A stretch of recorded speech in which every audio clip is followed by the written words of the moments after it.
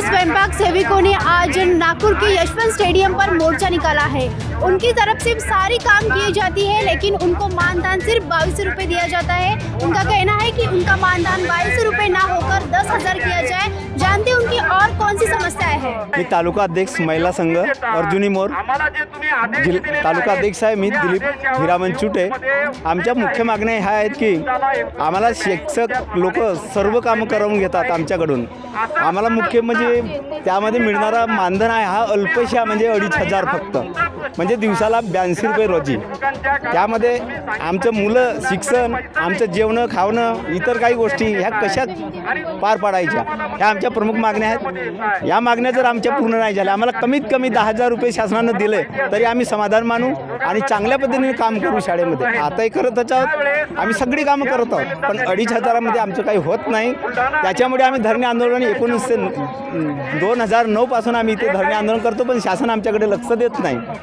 तरी आम्हाला कमीत कमी 10,000 वेतन द्यावा ही आमची मुख्य मागणी आहे। जर नाही झाली तर आम्ही समोर स्वयंपाक बहिष्कार टाकू स्वयंपाकावर, बस हीच आमची मागणी। माझं नाव ज्योती लांडगे आहे, मी चंद्रपूर जिल्हा अध्यक्ष आहे स्वयंपाकी महिला संघटनेची। आम्ही 2009 पासून या संघटनेशी जुळलेलो आहोत स्वयंपाकी महिला म्हणून। आमचं 2009 पासून जेव्हा आम्ही काम करत आहोत तेव्हा आम्हाला 25 पैसे 50 पैसे या पद्धतीनं आम्हाला एका मुलाच्या मागे मिळायचे। आता ते 25 पैसे 50 पैसे आम्ही असे आंदोलन करता करता आमचं फक्त खर्चीकरणच केल्या जात आहे। प्रत्येक याच्यामध्ये म्हटलं तर आशा वर्करचं झालं, जिल्हा परिषदचं झालं, अंगणवाडी सेविकेचं झालं, ह्या सर्वांचे जे आहे हे मानधन वाढवण्यात येत आहे। परंतु आमची महिला 2009 पासून जेव्हा कार्यरत आहे शाळेवर, आपल्या ग्रामीण क्षेत्रामधल्या आमच्या पूर्ण महिला आहेत, त्या महिला 2009 पासून राबवत आहे। आम्हाला फक्त 1,000 रुपयानं किंवा 500 रुपयानं आमचं मानधन वाढवत आहे। हे कितीपत शासनाचा रूल्स बरोबर आहे? आणि जर होत असेल या शासनामध्ये तर आम्ही स्वयंपाकी महिलांना काय करावं? कारण तर त्या स्वयंपाकी महिलेमध्ये आम्हाला पुन्हा अजून मागणी अशी आहे, अट अशी आहे की ती महिला परित्यक्ती असली पाहिजे, विधवा असली पाहिजे, घटस्फोटित असली पाहिजे।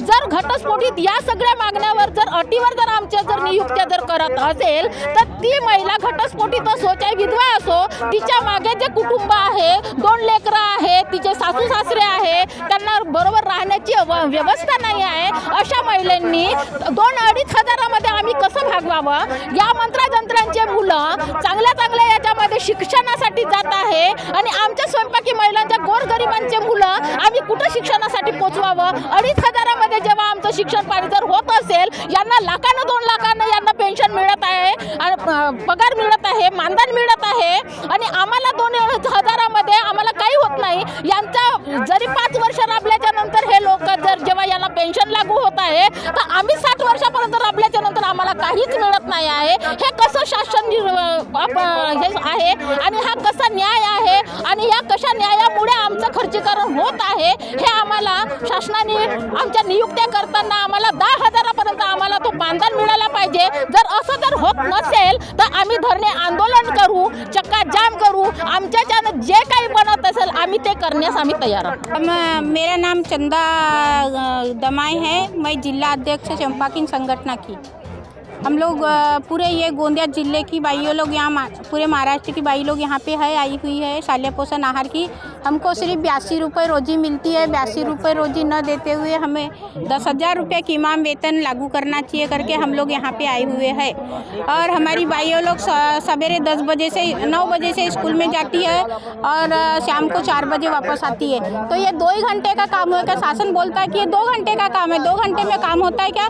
बच्चों की थाली धोना, साफ सफाई करना, उनके झूठे बर्तन धोना, बड़ी बड़ी गंजियाँ मलना, ये सब कामें हमारे तरफ सौंपे गए। और स्कूलों में चपरासी नहीं है, चपरासी का भी काम हमको करना पड़ता है क्योंकि चपरासी नहीं रहने के चपरासी लोगों को जिला परिषद पंचायत समिति से भगा दिया गया है और चंपाकिन महिलाओं को वो चपरासी का काम दिया गया है। तो चपरासी का भी काम चंपाकिन महिला कर रही है और शालेय पोषण बनाने का भी काम चंपाकिन महिला कर रही है।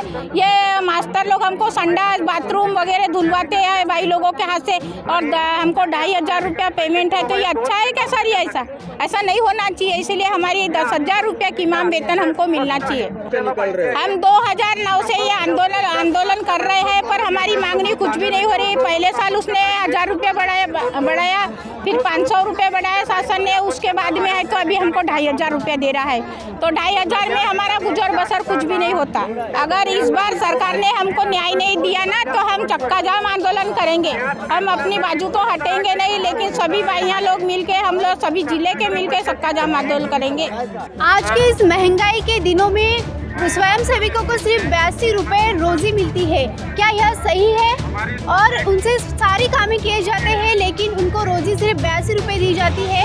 अगर उनकी इस साल भी मांगे पूरी नहीं हुई तो वह चक्का जाम आंदोलन करेंगी, ऐसा उन्होंने कहा है। कैमरामैन अनिकेत के साथ मैं पल्लवी, लोकतंत्र मिरर, नागपुर।